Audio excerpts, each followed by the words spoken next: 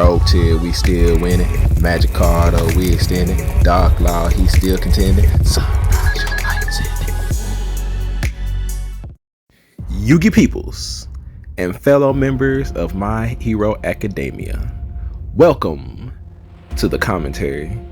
This is a duel. I believe it is round 3 or round 2. It might be round 2, but it is me versus Cal, and he's on PK Scythe, and I'm on my going second hero build. My opening hand was strong if I had been going first, which is like something I'm gonna have to think about, because like a lot of rounds in this tournament and stuff, I didn't draw like hand traps like I really needed to, or going second cards like I needed to, but I was drawing a bunch of engine cards, and it just kind of made winning very difficult. So in my opening hand is like Stratos, a hero lives, reinforcement of the army, crossout designator, and effect veiler is the only hand trap that I have. And so I'm thinking inside of my mind that he's gonna get the fateful stuff out there before there's a good target for me to use veiler on, which kind of sucks. So basically my hand trap is gonna be pretty useless in this situation, but I'm still hoping that maybe I could get the effect veiler off on the Rusty Bardiche. But as y'all are about to see, he did something completely unexpected that I didn't think he was gonna do. And right here, I'm checking his graveyard, but I see that he has the gloves off inside of there, so I really don't want to effect veiler or anything yet. And then he ends up going into Appaloosa, and I was like, no, because now like the effect veiler in my hand is pretty much useless. I would have really preferred if it was like Imperm, because then at least on my turn I could use Imperm on Appaloosa at least. But yeah, so he makes the Appaloosa, then he turns the token into Link Spider and everything. And like at this point I'm just going through because I want to see if he's playing Scythe Lock, so I just let him keep going through his combo and stuff, because I probably really should have just scooped right here. My hand is not winnable through this. And there you see he is playing a Scythe Lock. He sets the Scythe down with the Dagda effect. He hard drew the Fusion Destiny. Remember that, he hard drew the Fusion Destiny. And there goes DPE, so now I have to fight through a triple negate Appaloosa, the Scythe Lock, and one Fog Blade. Yeah, and like I said, my hand was basically all starter cards, so it wasn't very strong at all. And then he sets another Fog Blade. So yeah, I think I started off here. Well, of course I had to start off with a hero lives to see what he would do, but in the standby phase, before I do that, he's gonna go ahead and Scythe Lock me. And everybody already knows I play heroes. Like if I was at a bigger event, I would probably, you know, just go ahead and scoop this hand up and just not let my opponent know. And hero lives into Shadow Mist add mass change.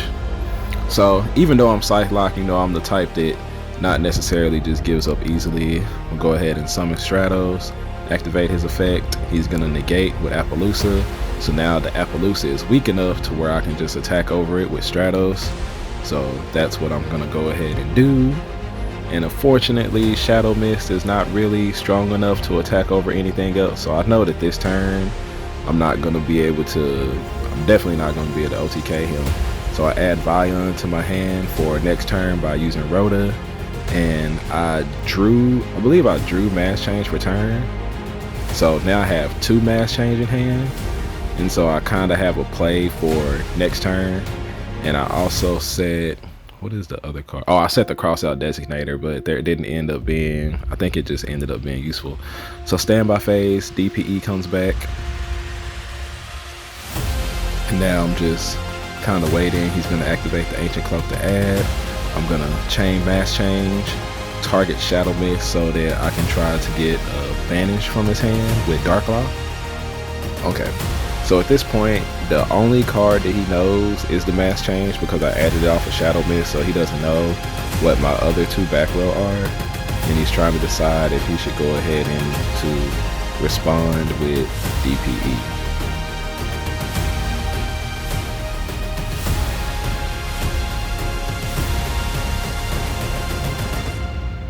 He goes ahead and responds with DPE. I'm gonna chain effect Veiler, ask him if he has another response.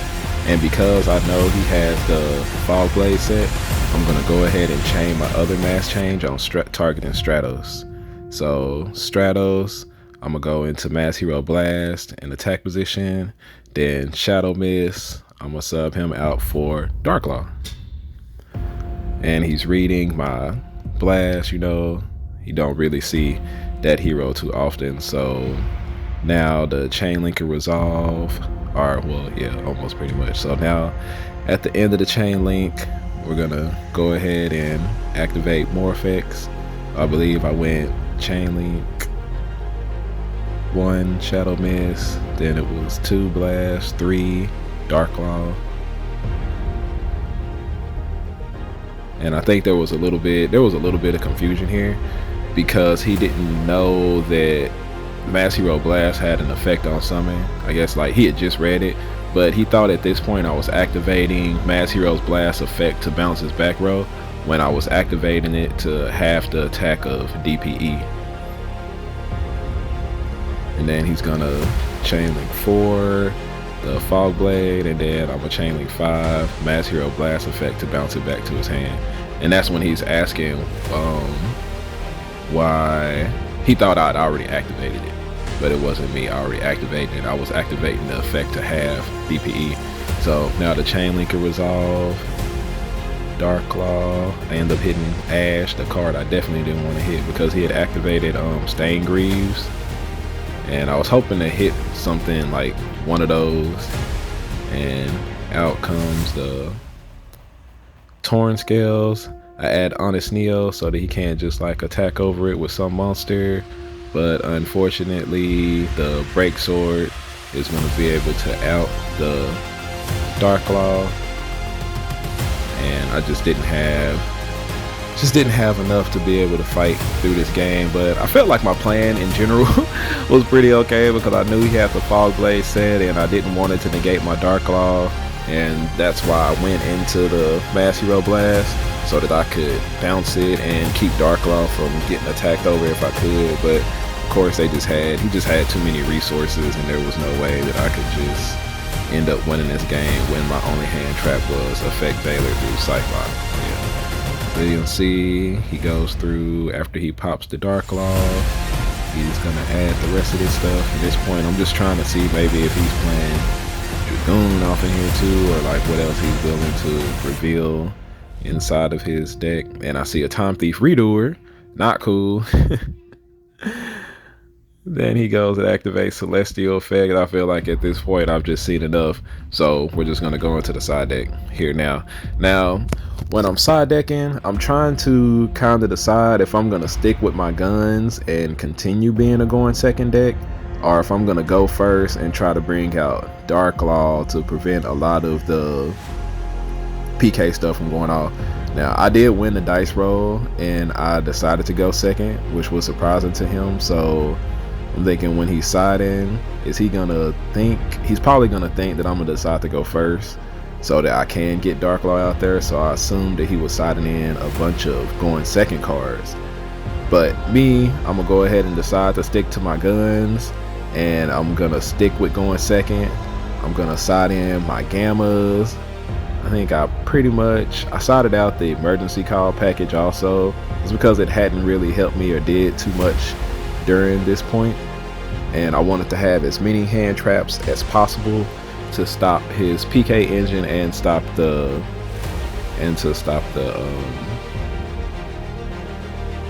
adventure package.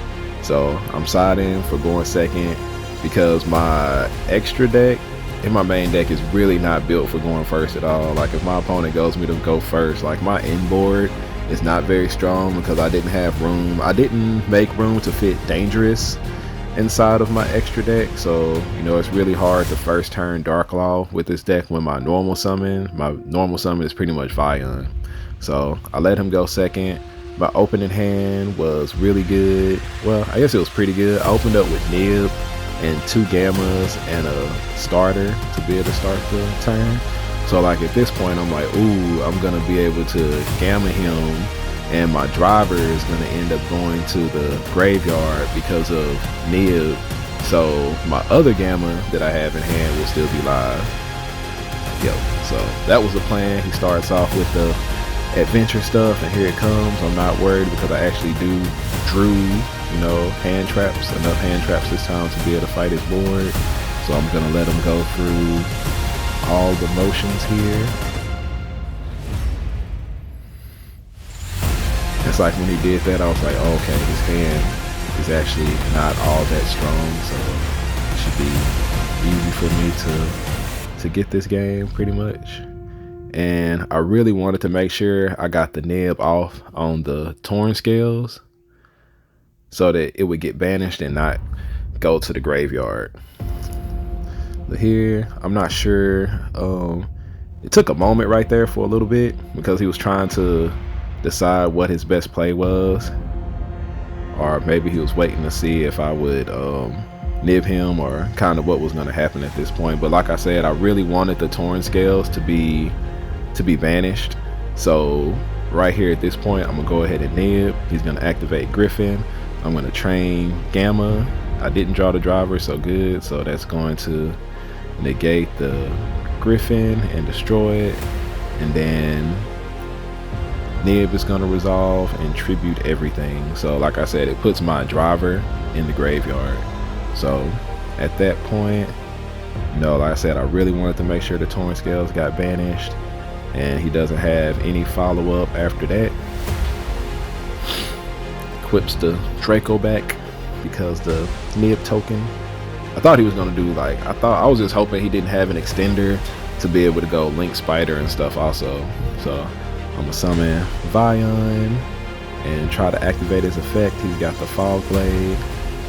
Now I do have Droplet in hand, but I just decided, like, since I can't get to Poly with Vion, it's probably best not to go ahead and use the Droplet there. So then I bring out Verte. So I'm like, if he's got the other Fog Blade set, I'm fine.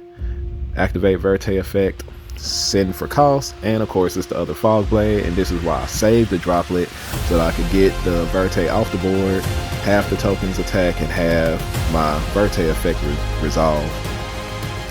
So now I have the Mallyboy and Denier engrave for follow-up next turn, and I'll have DPE also, and I still have the Gamma in hand. So I'm gonna try, like, I'm thinking at this point I need to go ahead and, at the earliest opportunity on his turn, I'm gonna go ahead and pop something with DPE to get him off the board. That way my Gamma will be live. But he didn't have too much follow-up at this point. So out comes the Stain Greaves with his Fog Blade, Standby Phase, DPE effect. He's gonna emergency teleport. Of course, it'll bring out another level 3, and because I don't want him linking or exceeding or doing anything like that, I'm gonna go ahead and DPE effect, checking to make sure that nothing else in his graveyard is gonna be special summoning stuff. So DPE, destroy the tuner. Then he's gonna start trying to activate effects. Activates Fateful, does the Water Enchantress effect, and, like, at this point, like, I'm not too familiar with the adventure package, so I don't know what the heck the right lady is trying to do. So I just go ahead and gamma it, but I think later on he had told me, like, nah, they don't come back from the graveyard and stuff like that. So yeah, I just decided to go ahead and gamma, and he knows that DPE is coming back, and I have Denier and Mallyboy engrave, so he goes ahead and scoops that up. So yeah, I think he decided for going second that game, and it worked out to my advantage in that game. Now we're going into game 3, and I think I kinda left it almost the same. I think I might have switched out a couple cards. I thought I had sided out the emergency package, but I left it off inside of there because, like, I really wanted to get a chance to do that. Ended up siding out one card to bring my third mass change back in. Sometimes I do side it out just because I hate when I draw my hand and it's like 2 mass change off inside of there and there's no monster to really work with it. So sometimes I do side one out, just depending on the matchup. And I go ahead and decided to side this one back in since I figured there would be Fog Blades set on the board, and at least I could go into Anki and Darklaw if I needed to. So we're getting ready to go into game 3. Just hoping that again, like last hand I opened up triple hand trap, so hopefully this time I can at least open up double hand trap. And when I look at my hand, y'all, well, you can't see it, but that's definitely not the case. I opened up like Fusion Destiny, I think Denier, and my only hand trap is Nib. And I was just like glad that he had to start off with a Kagemusha. I was like, yes, that means like I'm almost guaranteed to hit him, be able to hit him on the 5 summons before the Griffin Rider hits the board. So here it goes. Like, one thing I didn't know, like, I don't read Yu-Gi-Oh cards. I'm a Yu-Gi-Oh player, and I'm not too familiar with how all the intricacies of the adventure package. And at this point, I did not know that you could chain Griffin Rider when you add it to your hand. So he's gonna chain the Griffin Rider, and I have no choice but to chain the Nib. So Nib everything, the Griffin comes out, and I'm like, ah, crap. Like, I just did not know that. Like, I don't know like how much of a difference it would have made. Well, I guess it would have kind of made a bigger difference, because then the Griffin wouldn't have been able to be on the board. But I think it can only special summon itself if it has no monsters or an adventure token. So yeah, I'm not sure if that was a misplay or not, but it definitely felt like one. And now he's just gonna go ahead and extend. Here goes the E-Telly to bring out his little psychic monster things. And this is me trying to figure out like what happened with Griffin Rider, because like I said, I did not know that he could just chain his effect like that. He's trying to explain to me what happened. Judge comes over, kind of explains, just because I want to make sure that everything is right. So yeah, I'm actually gonna have to read those cards, because you know, I watch videos and stuff and see them, but I haven't actually like paid attention to it. So here comes the Dagda, and again the boy hard drew the Fusion Destiny. He's gonna go ahead and activate Dagda to set the Scythe. And yeah, I'm like, oh, okay, so I'm about to get Scythe Lock again, but at least this time there's like no Fog Blades, there's no Appaloosan and stuff. So like, even though I can't special summon from my extra deck, maybe I can set up something in a way that I'll at least have a chance to win or to play through the game. But like a true protagonist, my draw for turn ended up being called by the grave. Jadened Yugi powers activate, got the call by, hit the Scythe, and yeah, y'all all know where this is going. Vion, he has no cards in hand, no cards on the board, and with Vion, that is going to be an OTK. And right here with this kind of disgusting, like, dang, you know, I drew probably like the one card that would have helped me be able to win this game. Let me see, I'll go into Sunrise right there. We'll be able to add the Miracle Fusion, draw 2, discard 1. So yeah, you know, Protagonist powers activate. It's one of the benefits to playing heroes, is that you're gonna get that. I drew the Fusion Destiny, so I'm gonna go ahead and drop the Honest Neos and the Mally Boy to bring out my own DPE. And you know, I have more than enough in order to go ahead and kill him because of Sunrise effect, and then Sunrise boosting the attack of everybody on the board, and ended up winning that game somehow, some way. Like I said, Protagonist powers activated there at the end to give me the card. Let me know if y'all like the video. Like, subscribe, more commentary coming soon. Appreciate y'all.